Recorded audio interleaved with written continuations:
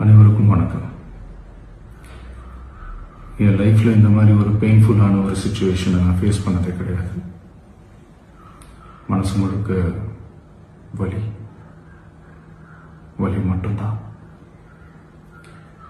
இந்த சுற்றுப்பயணத்தில் என்னென்ன மக்கள் பார்க்க வராங்க, அதுக்கு ஒரே ஒரு காரணம் தான் அவங்க என் மேலே வச்சிருக்கிற அன்பும் பாசம். அந்த அன்புக்கும் பாசத்துக்கும் நான் எப்பவும் கடமைப்பட்டிருக்கிறேன். அதனால தான் இந்த சுற்றுப்பயணத்தில் மற்ற எல்லா விஷயங்களையும் தாண்டி மக்களுடைய சேஃப்டி, அதில் எந்த காம்ப்ரமைஸும் பண்ணிடக்கூடாதுன்றதுக்காக தான் அது என் மனசில் ரொம்ப ஆழமாக இருக்கும் அந்த எண்ணம். அதனால தான் இந்த அரசியல் காரணங்கள் எல்லாத்தையும் தவிர்த்துட்டு ஒதுக்கி வச்சுட்டு மக்களுடைய சேஃப்டி மட்டும் மைண்டில் வச்சுக்கிட்டு அதுக்கான இடங்களை சூஸ் பண்ணுறது, அதுக்கான இடங்களை பார்த்து பெர்மிஷன் கேட்கறது, போலீஸ் டிபார்ட்மெண்ட்டில் அதை ரிக்வெஸ்ட் பண்ணி கேட்போம். ஆனால் நடக்கக்கூடாதது நடந்துருச்சு. நான் மனுஷன் தானே. அந்த நேரத்தில் அத்தனை பேர் பாதிக்கப்பட்டு இருக்கும்போது எப்படி அந்த ஊரை விட்டுட்டு என்னால் கிளம்பி வர முடியும்?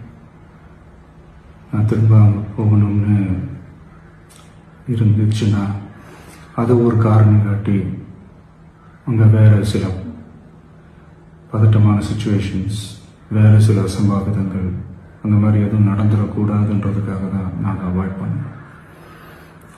இந்த நேரத்தில் சொந்தங்களை இழந்து தவிக்கிற இத்தனை குடும்பங்களுக்கும் என்னுடைய ஆழ்ந்த இரங்கலை தெரிவிச்சுக்கிறேன். எனக்கு தெரியும், என்ன சொன்னாலும் இது ஈடையாகாதுன்னு எனக்கு தெரியும்.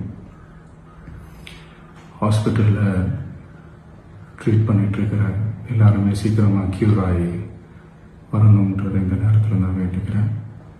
கூடிய சீக்கிரமே உங்கள் எல்லாரையும் நான் சந்திக்கிறேன்.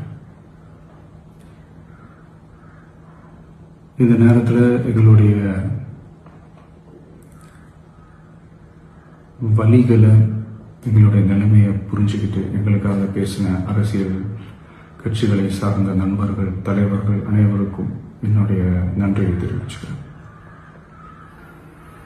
கிட்டத்தட்ட ஒரு 5 மாவட்டத்துக்கு பிரச்சாரத்துக்கு போனோம்.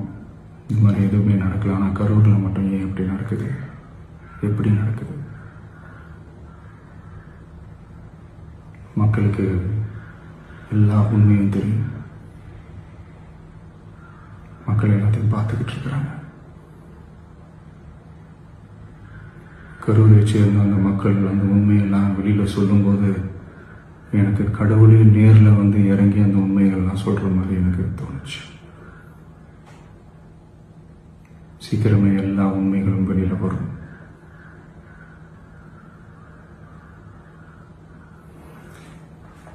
எங்களுக்கு தரப்பட்ட இடத்துல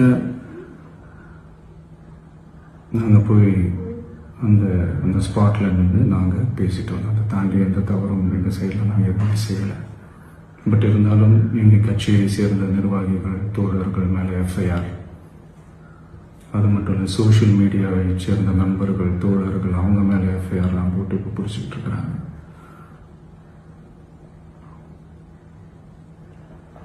சிஎம் சார்,